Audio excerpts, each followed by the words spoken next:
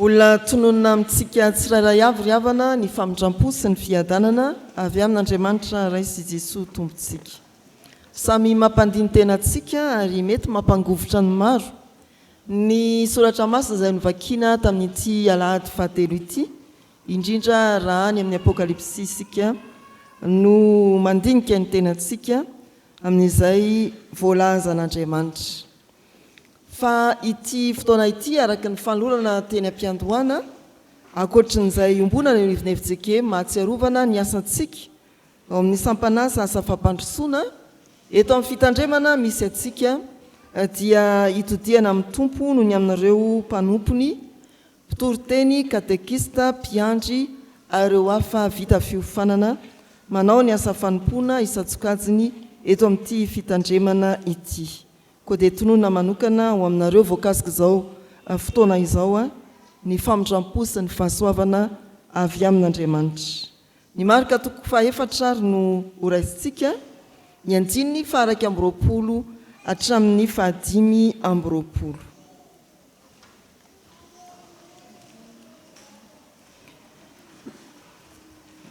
Mitantara ny fampianarana tamin'ny alalan'ny fanoharana nataony Jesosy ho an'ireo olona nantsoiny manokana ary indrindra ho an'ny 12 laza irahany toroteny izao perikopa izao. Niantso izy ary nampianatra. Fanoharana no nentiny nampianatra.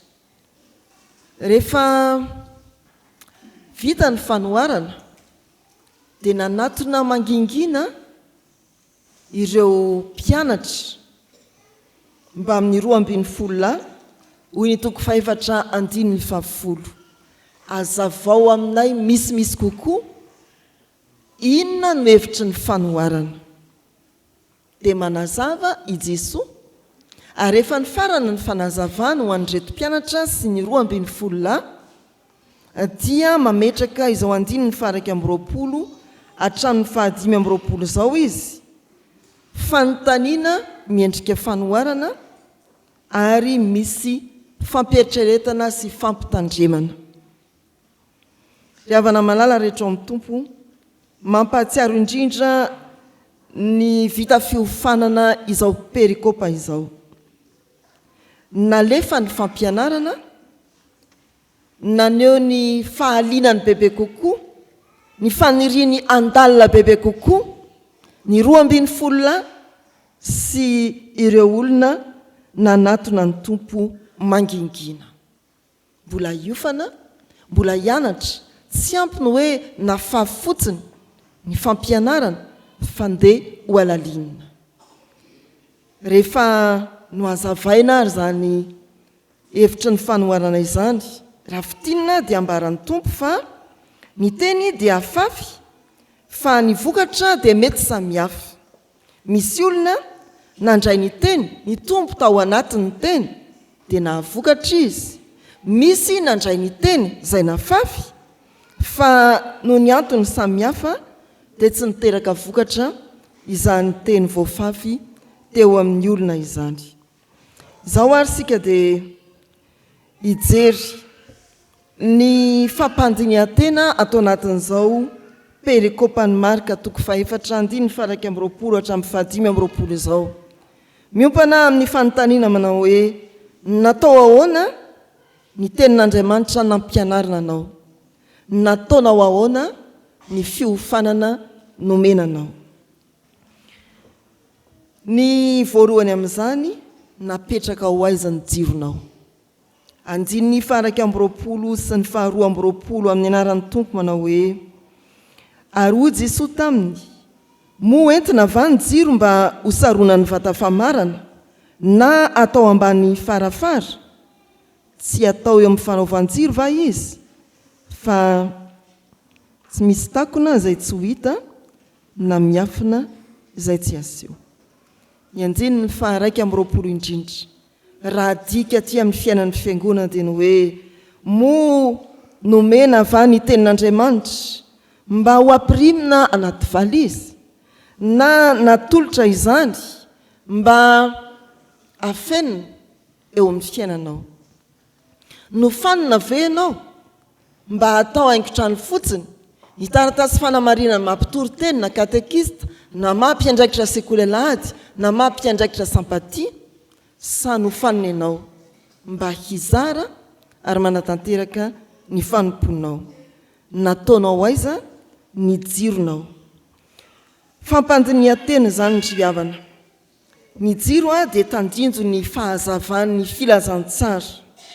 Ilay efa nozaraina tamintsika fiangonana ary tsy nivita fiofanana ihany na mpitoteny sy ny katekista no nomena sy nampianarina ny filazantsara, fa atao hoe nanomboka eo amin'ny batisa fotsiny dia efa nanao fanekena ny ray aman-dreny fa ampitombo ny fahalalan'ny zanany ny soratra masina, ampiditra azy ho sekoly alahady hiara-mitaiza amin'ny fiangonana mba hahalalan'ny zazany Jesoa ary andavany ny asan'ny satana rehetra. Natao aiza ny soratra masina, nataonao aiza ny jironao, nataonao aiza ny fampianarana ny tenin'Andriamanitra izay efa notovozinao teo amin'ny fiangonana natany amin'ireo fiofanana samihafa. Indraindray rehefa nandray ny tenin'Andriamanitra isika dia kristianina maty jiro mivoaka eto amin'ny fiangonana.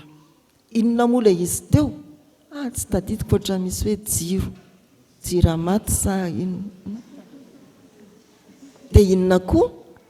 Dia tsy haiko rehefa zao mandiny tena lava zao ny irairaina tamin'ity volana martsa ity.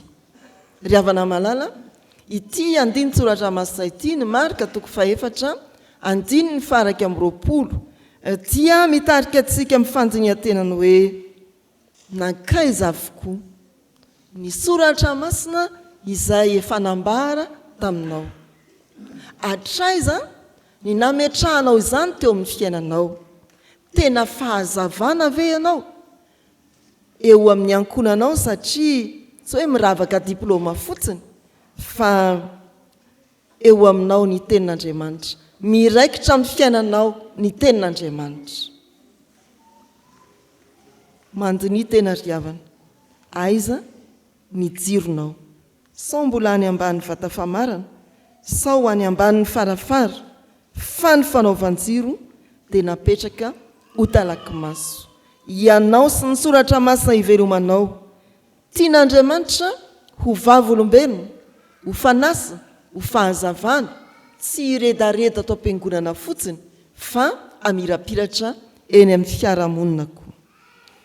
Ny faharoa izay mampandiny tenantsika atao anatin'izao perikopa izao dia ny andiny ny 7 sy ny 8 anotaninantsika manao hoe nankatoavinao ve ny tenin'Andriamanitra nampianarina anao na niofananao.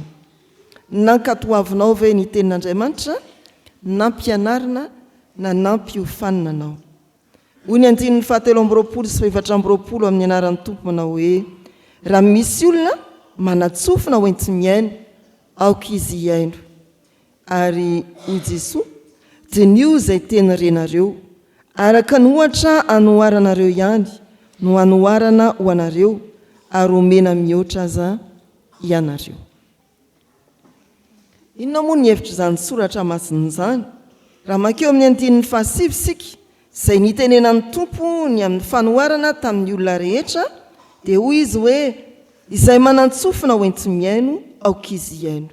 Fa eto amin'ny andininy 7 kosa dia miteny Jesoa manao hoe raha misy olona manatsofina ho enty miaino aoka izy hiaino dia nio izay teny renareo araka ny ohatra anoharana anareo no anoharana ho anareo ary omena mihoatra aza ianareo. Mandinika isika ny hoe nankatoavintsika ve ny teny nampianarina sy ny fampiofanana nomenantsika momba ny tenin'Andriamanitra. Nanatsofina ianao ary niaino fa nidinianao ve izay renao.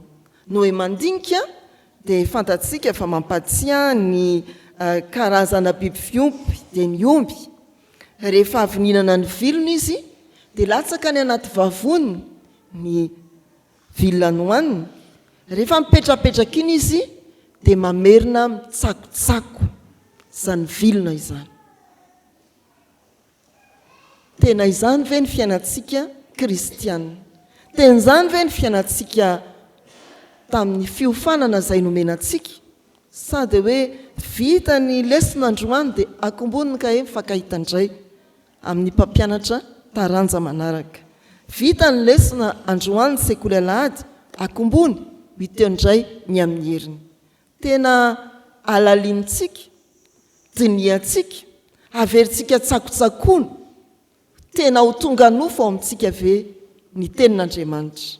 Ry havana malala rehetra ao amin'ny tompo, mandiny tena tokoa isika, hatraiza ny fankatoavantsika ny teny, ny fandiniantsika mangina, ny soratra masina izay nampianarina antsika, ny fandiniantsika ny tenantsika manoloana ny soratra masina.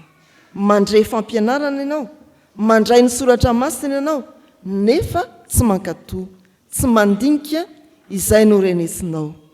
Ny fianona ry havana dia tsy maintsy hitondra fandinian-tena ho antsika, ary tsy mijanona amin'ny fandinian-tena ihany, fa mitondra koa amin'ny fiovana. Fiainona mampivoatra vokatry ny fandinian-tena. Eto amin'izao andininy 420 izao dia hoe araka ny ohatra hanoharanareo ihany no hanoharana ho anareo.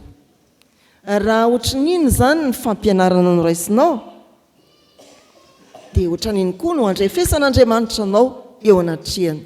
Raha ohatran'izay ny fiofanana nomenanao, niofana ianao mpitory-teny, mbola nanohy ianao katekista, mbola niofana ianao ho mpiandry, mbola eo koa no fiomananao ho mpampianatra sekoly alahady na ho mpiandraikitra sampatia, mbola tsy afa-po ihany ianao fa mbola niomana ianao 3 volana ho dekona, ohatran'izany ny andrefesana anao.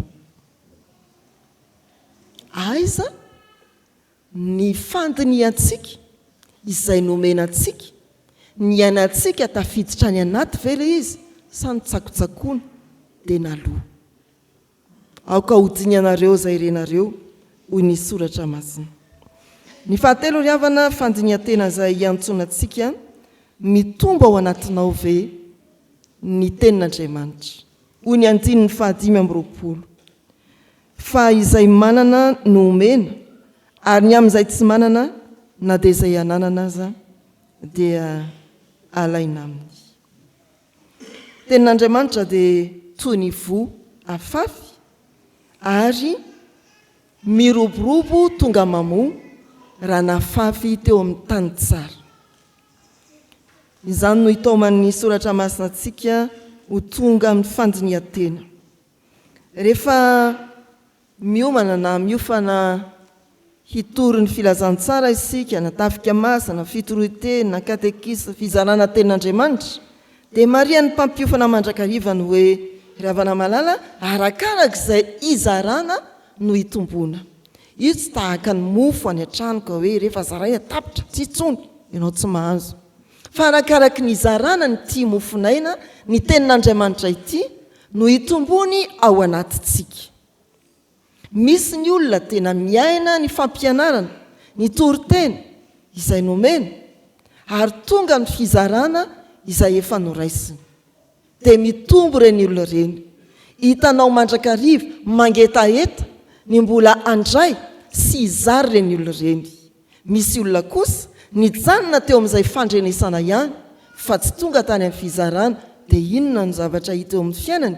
Miembotra izy, tsy hitantsony izy.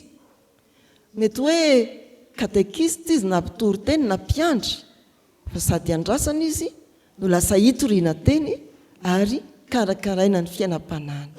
Miembotra izy, tsy nitombo izy, ka izay nananana aza dia nalaina taminy, izay efa tao aminy aza dia nesorina taminy.